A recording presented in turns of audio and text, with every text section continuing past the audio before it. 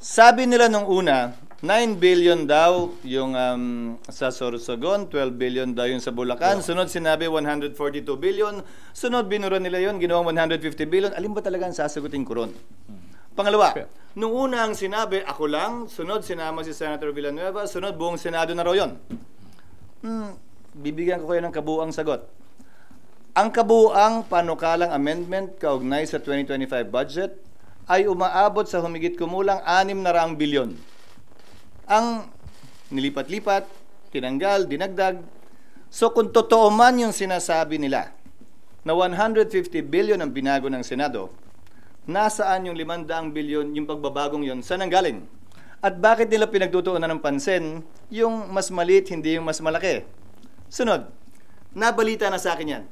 Nagagamitin laban sa akin yan kaugnay sa isang demolition job, kaugnay sa napipintong halalan ng Senate President. Pero sinasagot pa rin kita ngayon, bagaman tapos na ang halalang yon. Grabe naman kasi yung insinuation ng mga naninira. Pag nag-amyenda ka ng budget, insert na agad, illegal na agad, bawal na agad, may kita na agad. Hindi naman siguro tama yon. Mali naman yata yon. So anong gusto niyo sabihin sa amin? Wala kaming karapatan baguhin yung sinasubmit na panukalang budget ng DBM.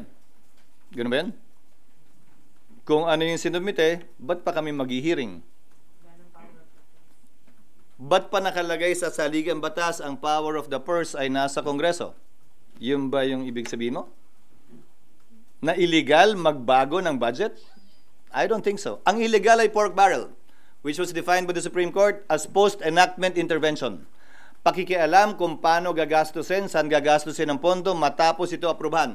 May info ka kung sino yung behind dun sa PR job against you? At the right time when we have already sufficient sources, sufficient basis, we might name that person. Pero sa tagal ko kasi sa politika, parang kasama na lang yun eh.